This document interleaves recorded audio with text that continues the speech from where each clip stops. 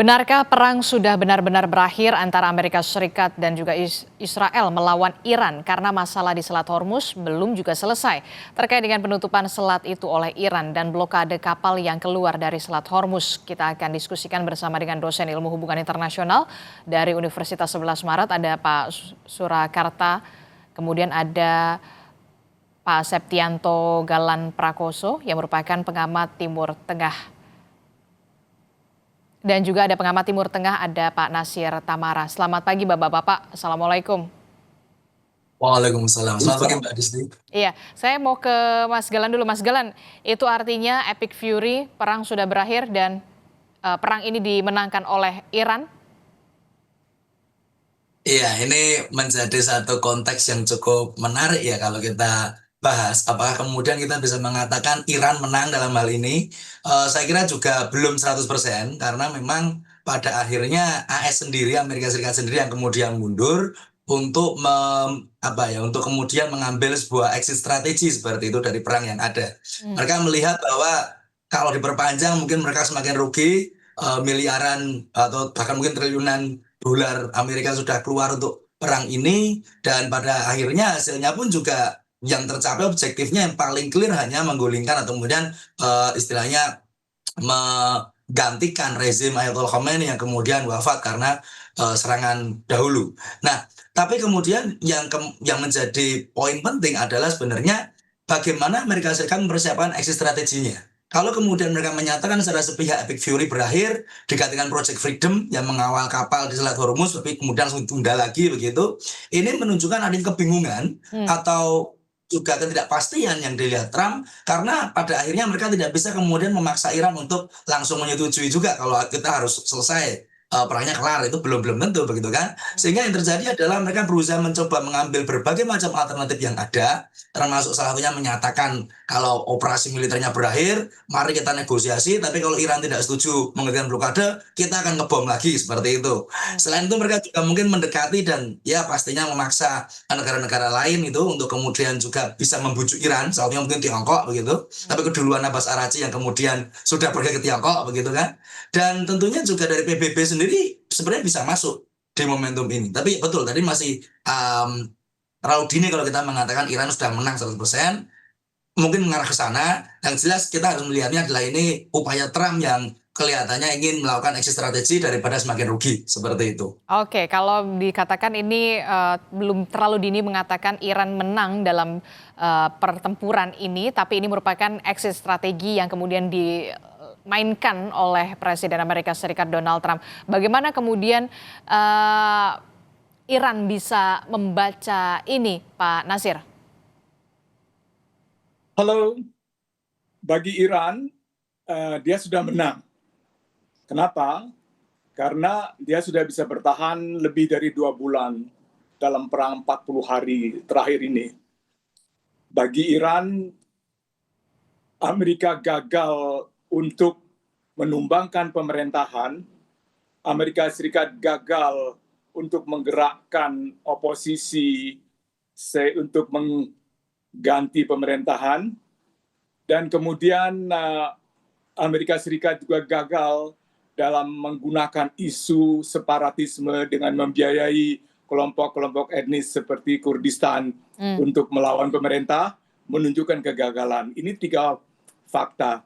Lalu kemudian berikutnya secara ekonomi, Amerika sudah kesulitan keuangan karena petrodolar itu sekarang sudah digantikan oleh mata uang China, namanya Yuan. Jadi pembayaran yang dulu kalau mau beli minyak itu memakai dolar, sekarang dialihkan, termasuk India yang kemudian biasanya membayar dengan dolar sehingga Amerika selalu punya suplai dolar, sekarang sudah membayar dengan yuan. Jadi faktor-faktor itu bagi saya yang sudah meneliti dan berada di Timur Tengah selama setengah abad ini, yang patut kita perhatikan, dan itu mengapa saya berani mengatakan bahwa sebetulnya Iran sudah menang, dan sekarang ini Amerika Serikat itu yang dalam masalah. Kenapa? Pertama, dia tidak mempunyai dukungan dari manapun juga. Dia anggota NATO yang terkuat, tapi NATO itu sama sekali tidak mendukung dia. Dia marah, lalu 5.000 tentara Amerika Serikat dari Jerman ditarik. akan ditarik lagi. Kemudian persenjataan juga akan ditarik. Dia juga berarti membuat NATO pecah kan gitu kan. Dan itu not good. Dan kemudian berikutnya secara politik di dalam negeri, dukungan dia itu merosot sekali menjadi 30% lebih aja kan dari 65%. Dan ini berat buat dia karena dia tidak bisa membuat undang-undang sembarangan, apalagi bulan November akan ada pemilu yang baru, dan itu partainya dia, Partai Republik bisa hancur itu, dan seluruhnya Kongres dan Senat dikuasai oleh Partai Demokrat, sehingga apapun yang dia bikin, undang-undang yang dia buat itu akan dibatalkan, sehingga dia akan menjadi seorang lame duck presiden gitu, sebuah angsa yang lumpuh. Dukungan pada Amerika Serikat ini sangat merosot. Kemudian juga begitu juga popularitas pada sekutunya yang menyerang Iran, yaitu Israel. Dan ini semua menunjukkan bahwa Amerika sekarang ini Trump dengan gayanya selalu bombastis, kemudian Menteri Luar Negerinya yang mengatakan bahwa Iran itu yang melakukan kesalahan, sebetulnya membalikan fakta, karena yang menyerang Iran pada 28 Februari itu Amerika Serikat tanpa memberitahu bahwa dia akan berperang kan, itu perangnya ilegal, kemudian juga unilateral. Jadi Trump ini mencoba mencari exit yang terbaik, sehingga dia bilang oke, kibarkan bendera putih. Mengetahui bangsa Iran yang sangat bangga dengan sejarah negerinya sudah 30 tahun, peradaban yang sangat tinggi, kita sudah tahu bahwa ini hanya sebuah trik dari Trump sebelum dia akhirnya akan meninggalkan Iran, sehingga dia bisa mengatakan bahwa dia menang. Fakta lain ini yang penting, dua superpower pemilik nuklir, yaitu Cina dan Rusia, sudah bertemu dengan Menteri Luar Negeri Iran. Pertama Rusia ketemu dengan Presiden Putin langsung yang menyatakan bahwa Rusia sepenuhnya mendukung Iran. Kemudian kemarin dia ketemu dengan Menteri Luar Negeri Cina, kemudian saling pelukan kan, kita lihat kan, itu menunjukkan bahwa Cina juga mendukung Iran. Dalam hal ini ya Amerika sendiri lah nggak ada lagi yang mendukung dia. Dan ini sudah kepepet, dia masih juga mau menekan gitu. Ya coba-coba aja, tapi Iran nggak akan kemakan di situ. Oke, kalau kita lihat ini tadi karena Bapak sudah menyinggung soal bagaimana exit strategi yang kemungkinan trik yang dilakukan atau dimainkan oleh Presiden Donald Trump untuk bisa menjaga atau keeping face dari Amerika Serikat untuk bisa tetap berdiri, untuk bisa mengatakan oke, kita menang begitu. Tapi kemudian secara politik kita juga melihat bagaimana ini ada hubungannya dengan Kongres Amerika Serikat beberapa pekan yang lalu terkait dengan persetujuan untuk menghentikan atau melanjutkan perang, Mas Galan. Nah, apakah ini juga menjadi strategi untuk bisa menyelamatkan dalam tanda kutip begitu ya reputasi seorang Donald Trump di mata warganya, warga Amerika Serikat, apalagi kita tahu pemilu rencananya akan digelar pada November mendatang? Ya, salah satunya pasti juga ada alasan politik domestik ya, karena memang kalau boleh dipakai konsep dari apa yang telah dilakukan Trump ini, kalau kita melihat ke kaitannya dengan konsep militer, misalnya dari Clausewitz ya, kalau Clausewitz di bukunya On War itu kan mengatakan ada 3 elemen yang paling penting bagi sebuah negara untuk bisa kemudian melanjutkan atau kemudian istilahnya melaksanakan negara lain, ya ini militernya, kemudian pemerintahnya, kemudian rakyatnya, begitu kan. Dalam hal ini militer sudah habis banyak dana, pemerintahnya yang masih ngotot, tapi rakyat jelas tidak mendukung. Situasi yang mirip dengan perang Vietnam atau situasi ketika tidak ada exit strategi yang jelas, karena tujuannya juga tidak jelas, sehingga akhirnya betul untuk menyelamatkan diri begitu ya, untuk saving face terkait kemudian pemilu setelah November nanti, pastinya Trump juga mengambil mengambil langkah ini. Cuman yang menjadi faktor lain ini tanpa bermaksud memperlebar ini ya, fokus diskusi pagi ini ya di Sapa Pagi, tapi kita melihat ada banyak sekali faktor variabel-variabel lain yang kemudian juga terikat dalam hal ini, seperti bagaimana kemudian Israel masih menyerang Lebanon meskipun sudah senjata, meskipun kemudian hal yang berbeda kata mereka, tapi berkaitan karena Hizbullah adalah proksi dari Iran.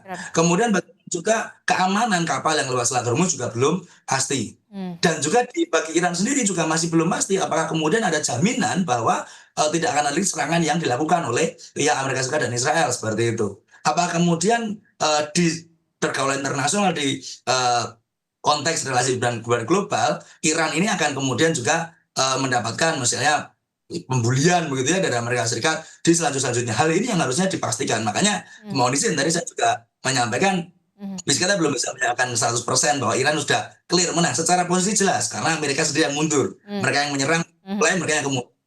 Tapi bagi keamanan dan juga stabilitas ke depan, situasinya masih sangat fluktuatif, masih fog of war, masih belum ada yang pasti. Bahkan Amerika sendiri pun juga melihat bahwa ya mereka menyatakan Project Freedom, kemudian karena ada kapal lewat, Iran belum menyepakati, dan kemudian ada kapal lewat yang diserang, mereka kemudian menundanya kembali. Seolah-olah memang sengaja ingin memframing Iran bahwa mereka nggak mau bekerja sama seperti itu. Padahal tidak seperti itu. Jadi saya kira memang Iran di sini memiliki keuntungan posisi karena mereka yang level headed, mereka yang lebih logis, mereka yang sudah jelas menyampaikan tuntutannya, dan ketika itu belum dipenuhi ya tidak mau berjalan senjata seperti itu. Jadi memang Amerika kelihatan kebingungan. Dan pastinya saya menyepakati yang diajukan Mbak Aris tadi bahwa Trump juga kepikiran kalau seperti ini terus konstitusinya lari semua, nggak ada yang mau membela dia lagi untuk di pemilu setelah nanti. Oke, ini yang kemudian juga menjadi perhatian kita bersama dan juga tanda tanya besar ketika memang Amerika Serikat sudah mengumumkan secara resmi pertempuran sudah berakhir begitu Epic Fury,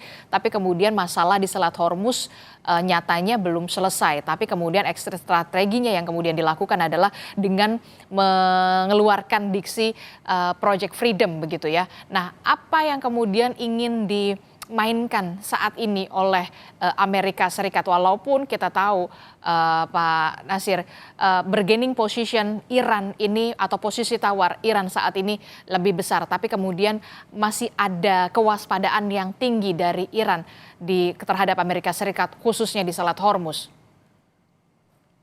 Iran sejak 47 tahun sudah waspada terhadap Amerika Serikat. Dan Iran itu sudah mengenal dengan baik Teluk Persia, apalagi Selat Hormuz ya. Setiap jengkal itu, karena mereka sudah menguasainya sejak ribuan tahun ya. Jadi itu semacam kolam lah buat Iran gitu kan. Amerika Serikat itu bagaimana caranya? Dia melalui serangan udara, pembom, rudal, drone, lain-lain itu kan menghancurkan infrastruktur gitu kan. Lalu juga membunuh sipil, terutama sekolah perempuan yang hampir 200 orang meninggal gitu kan. Jadi mereka itu kalau mau menang melawan Iran, gini, belajar dulu dari perang Irak. Perang Irak itu yang lalu itu biayanya 3 triliun dolar. Seulang ya, 3 triliun dolar.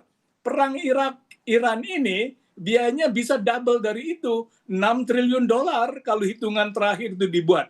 Dan ini membuat harga minyak di Amerika Serikat naik dan ekonomi dunia itu memburuk.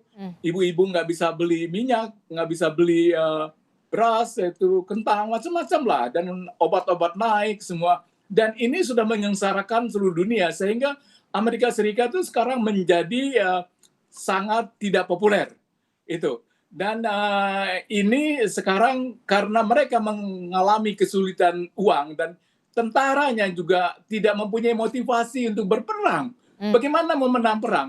Kalau Amerika mau menang, Mbak, Amerika itu mesti meniru waktu mereka perang Irak itu mengirim 200.000 pasukan. Sekarang kan nggak ada itu pasukan segitu, kan puluhan ribu. Berapa? Iran itu lebih besar dari Irak. Kira-kira 8 kali lebih besar dari Irak. Lebih bahaya medannya gitu. Jadi bayangan begitu luasnya, Iran itu ya lebih dikatakan sebuah negara. Sebetulnya dia mirip sebagai sebuah benua kecil kan. Jadi supaya kita memahami betapa besarnya Iran itu dan betapa berbahayanya karena gunung-gunung yang tinggi, gunung-gunung yang sulit ditembus karena batunya kualitas granit yang sangat kuat, padang pasir. Dan orang-orang di sana sudah siap. Jadi kalau Amerika menyerbu secara darat, itu aja ya kunci kemenangannya itu. Jangan-jangan itu jadi pembantaian massal Mhm. Dan orang Amerika kan perangnya Trump ini kan kalau bisa Oke. nggak berdarah kan, Oke. perang jarak jauh. Kalau ada 1.000 orang Amerika Serikat yang mati di situ, jatuhlah di Trump. Itu pasti terjadi di impeach lah. Dan Oke. itu yang bisa terjadi. Jadi resikonya ini adalah pada Trump yang tidak memperhitungkan bahwa perang ini akan mempermalukan Amerika Serikat. Coba lihat tadi tuh Rubio bicara di screen itu kan, sangat gugup bicaranya kan. Dia menyalahkan Iran, padahal dia sendiri tahun lalu itu di London mengatakan bahwa tugas negara-negara Barat, termasuk Amerika itu, adalah mengembalikan seperti zaman penjajahan dulu, Oke. agar negara-negara yang sudah merdeka itu dijajah kembali. Oke. Jadi udah jelas kontradiksi ini, dan kita mempunyai catatan apa niatnya Amerika Serikat. Ya menguasai Timur Tengah sepenuhnya. Dan kenapa? Karena minyak. Mereka ingin sesudah menguasai minyak Venezuela, mereka ingin menguasai Timur Tengah. Dan di sini faktor Cina marah. Cina sehingga mengancam, sudah mengatakan bahwa Cina di belakang Iran dalam hal ini. Oke, kalau kita secara sederhana kan Amerika Serikat ini mengumumkan perang berakhir melawan Iran. Kemudian yang saat ini selanjutnya adalah exit strateginya adalah Amerika Serikat mendesak agar Selat Hormuz segera dibuka dengan diksi yang dikatakan adalah Project Freedom. Apakah ini akan efektif bagi Iran untuk bisa segera melakukan pembukaan Selat Hormuz, atau apa langkah yang akan segera dilakukan oleh Iran kalau dari kacamata Pak Nasir? Iran akan terus memperkuat pasukannya di Selat Hormuz. Jadi akan lebih banyak lagi ranjau-ranjau dipasang, akan disiapkan misil-misil, sehingga suplai dari minyak itu akan berkurang di dunia. Karena itu kalau sekarang ini Iran itu sudah punya pengalaman perang di Teluk Persia, Selat Hormuz itu selama 8 tahun ya, melawan Irak. Dan pada waktu itu banyak sekali ratusan tank yang ditenggelamkan gitu kan. Dan mereka udah mempunyai siasat, udah punya tempat-tempat strategis yang dengan gampang menyasar semua tank itu. Dan jadi kalau ini bentuknya nanti perang ekonomi saja, dihancurkan semua tank yang membawa jutaan baril minyak itu. Oke. Jadi dunia akan tercekik karena suplai minyak mungkin berkurang jadi 40% di dunia. Minyak itu harganya di $100-200. Kalau udah begitu nggak ada yang bisa. Semua dunia akan memarahi Amerika Serikat. Dan Amerika Serikat di Trump akan didemo oleh para supir dan rakyat biasa gitu. Jadi Iran memperkuat kekuatannya di Hormuz karena buat dia itu adalah sebuah battle yang kemungkinan kalau ada penyerbuan darat, dia kalau kita melihat Perang Dunia Kedua, Amerika itu menyerangnya melalui ke Normandy kan, ke pantai Normandy. Tapi kan pantai ke Normandy itu landai kan, itu mudah sekali. Kalau mereka menyerang itu kayaknya nggak mungkin gitu. Jadi Iran akan terus mempertahankan, dan jangan lupa bahwa sebelum ini ditutup, diblokade oleh Amerika Serikat, Teluk Persia, Selat Hormuz itu terbuka. Jadi yang memulai menutup ini Amerika Serikat, dan Amerika Serikat mau membalikan fakta. Jadi kita jangan terkecoh oleh propaganda-propaganda yang menyalahkan musuh. Padahal yang membuat petaka dunia ini adalah Amerika Serikat yang membuat kemungkinan Perang Dunia Ketiga terjadi kalau Uni Soviet, kalau Rusia dan Cina ikut Perang Dunia Ketiga. Oke, itu artinya Amerika Serikat yang mengawali dan Amerika Serikat pula yang harus mengakhiri. Betul sekali, semua. Mbak. Betul sekali. Oke, nah kalau dari kacamata Mas Galan sendiri bagaimana? Amerika Serikat mengumumkan perang melawan Iran ini berakhir dengan harapan kemudian mendesak agar Hormuz segera dibuka. Tapi kemudian menurut Pak Nasir, Iran tidak akan bergeming, tetap akan memperkuat kekuatannya. Battle akan berlangsung tetap di Selat Hormuz dalam tanda kutip strategi untuk mencekik dari segi ekonomi. Apa yang harus segera dilakukan oleh Amerika Serikat? Benarkah sudah saatnya Amerika Serikat untuk mengalah? Ya, kalau mengalah pasti Trump nggak mungkin ketika dia bilang oke kita mengalah, tidak mungkin. Tapi mereka pasti akan istilahnya mungkin kalau dalam bahasa Jawa mundur alon-alon begitu ya, mundur perlahan sambil ngeles begitu, sambil memberi alasan dengan ya mungkin strategi atau stand seperti Project Freedom ini yang kemudian nantinya itikat baik akan kami awali, padahal ya mereka sudah sangat terdesak.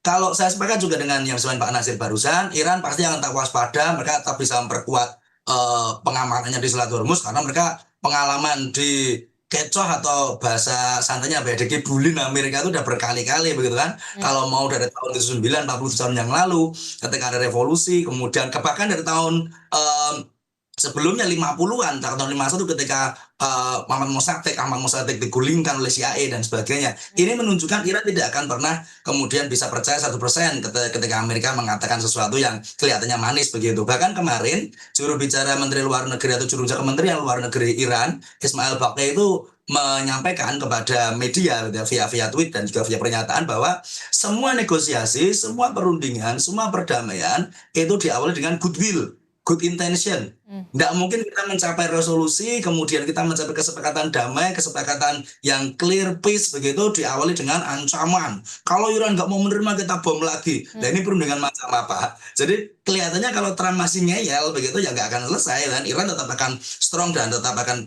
memperkuat pertahanannya begitu. Tapi di sisi lain juga yang perlu kita lihat adalah kemudian manuver dari China misalnya. Bagaimana kemudian itu menggerakkan ini. Mungkin juga Pakistan yang bisa menjadi pembisik Iran sebagai moderator dengan itikat baik. Meskipun kemudian bola sekarang ya akhirnya bola tapi udah agak kempes ya itu di tangan Amerika. Mau bagaimana mereka memainkannya supaya mereka sendiri, Trump sendiri saving face, kemudian nggak makin rugi, nggak makin boncos begitu, dan kemudian bisa mencapai kesepakatan yang paling baik bagi semua. Yang jelas harus ada alternatif yang bisa dilihat bagi kedua belah pihak. Namun demikian, ini juga sedikit menjadi perhatian kita semua.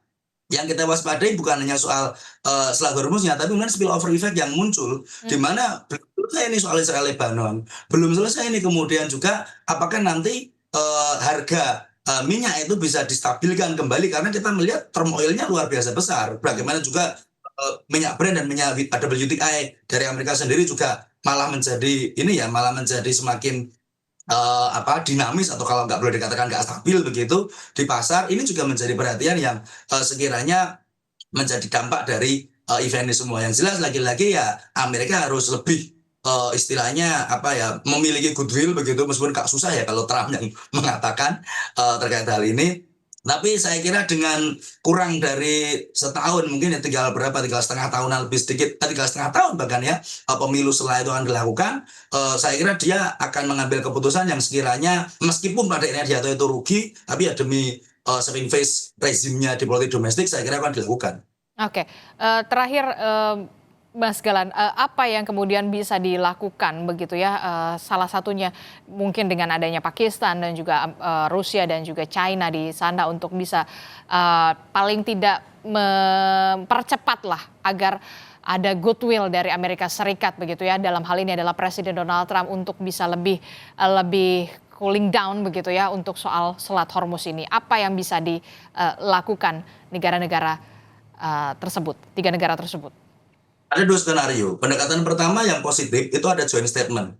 Jadi dari negara-negara yang netral begitu ya. Meskipun kalau ada China, ada Rusianya, Amerika yang berat. Tapi kalau karena kan pasti membela Iran di satu sisi. Tapi kalau kemudian banyak negara baratnya atau negara sekutu Amerika di Timur Tengah, Iran juga yang tidak mau. Sehingga harus ada joint statement dari kedua belah pihak, bahkan mungkin negara-negara yang lain yang menjamin juga kalau kemudian gencatan senjata ini yang diteruskan kepada perundingan perdamaian yang komprehensif. Dengan apa? Dengan pemenuhan kesepakatan, pemenuhan requirement atau syarat-syarat yang diajukan dua belah pihak. Itu langkah yang positif. Langkah yang negatif yang kedua Mbak Disti adalah adanya resolusi PBB, di mana ini agak sedikit berat sebelah. Takutnya nanti yang tertekan pasti Iran, karena Amerika yang kemudian menggerakkan negara-negara yang ada di PBB.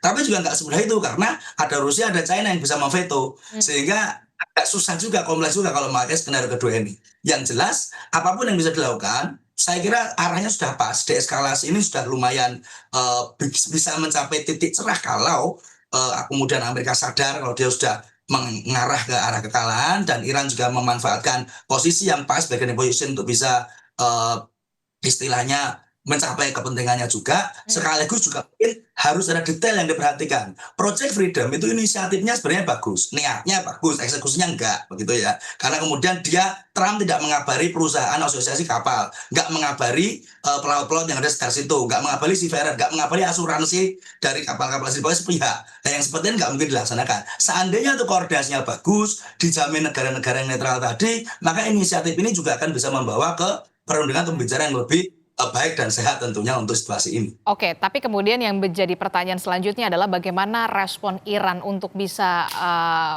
baik begitu ya, disambut positif. Apakah akan disambut positif dengan adanya joint statement yang tadi disebutkan oleh Mas Galan? Kalau menurut Pak Nasir terakhir, joint statement untuk menuju ke perundingan perdamaian. Menurut Anda, bagaimana nanti respon dari Iran? Apakah bisa menerima ini? Saya rasa Iran tuh mau menerima kalau semua persyaratan dia sudah diberikan oleh Amerika Serikat. Persyaratannya itu ada 14 poin ya, yang terakhir itu. Beberapa poin yang penting bahwa semua harta Iran yang dibekukan itu dikembalikan. Lalu kemudian ada pampasan perang yang dibayar. Kemudian perjanjian bahwa Amerika Serikat sama sekali tidak akan menyerang Iran lagi. Lalu kemudian soal uranium supaya itu ditangguhkan bisa, tapi tidak terlalu lama gitu kan, mungkin 5 tahun. Lalu itu diantara yang terpenting yang Iran ingini dari 14 itu. Kalau semua syarat-syarat itu dipenuhi, lalu tinggal dibuat perjanjian damai dan ditandatangani secara detail, disaksikan oleh Rusia, disaksikan oleh Tiongkok sebagai dan anggota Dewan Keamanan lainnya, PBB ya, tapi juga dari negara-negara yang netral juga. Nah, jadi itu baru mempunyai sebuah kekuatan. Perjanjian damai itu juga sudah pernah dilakukan Amerika Serikat pada waktu dia kalah perang Vietnam, kan dia melakukan perjanjian damai di kota Paris ya kan. Nah, itu pernah. Dan kemudian Jerman juga Perang Dunia Pertama pernah kalah. Lalu perjanjian damainya dilakukan di Versailles. Perang Dunia Kedua juga begitu. Jadi sudahlah, ini udah biasa. Ini kalau dalam perang ada yang menang, ada yang kalah. Jadi Iran, kalau di Amerika mau Iran tuh berhenti gitu ya, melawan gitu, karena mal ini kan Iran kok melawan terus kan, pusing di Amerika Serikat. Udah dicoba segala macam, dibunuhin para pemimpinnya, kemudian dirusak negaranya, infrastrukturnya semua. Kok ngelawan terus ini? Nah, ada apa? Apa yang dimiliki Iran? Apakah Iran sudah mempunyai senjata nuklir sekarang? Nah, itu pertanyaan. Karena Iran itu sudah menguasai nuklir sejak tahun 50-an. Jadi Iran akan Iran itu orang yang berani mati. Dan karena itu sekarang semua oposisi sekarang berada di belakang pemerintah karena mereka tidak ingin negaranya dihancurkan oleh Amerika Serikat kan. Dan di dunia juga sekarang itu kalau kita lihat survei negara yang populer di mana, di antara 3 negara yang berperang itu Iran lah yang paling populer. Oke, kita akan lihat bagaimana sampai kapan kemudian kekuatan Amerika Serikat di Selat Hormuz setelah kemarin sudah diputuskan bahwa operasi militer sudah berakhir begitu ya dengan Epic Fury. Terima kasih pengamat Timur Tengah Pak Nasir Tamara telah bergabung bersama kami. Kemudian ada Mas Galan yang merupakan dosen ilmu hubungan internasional dari Universitas 11 Maret Surakarta, Septianto Galan Prakoso. Terima kasih Bapak-Bapak. Assalamualaikum. Selamat pagi. Selamat pagi. Terima kasih Pak Nasir.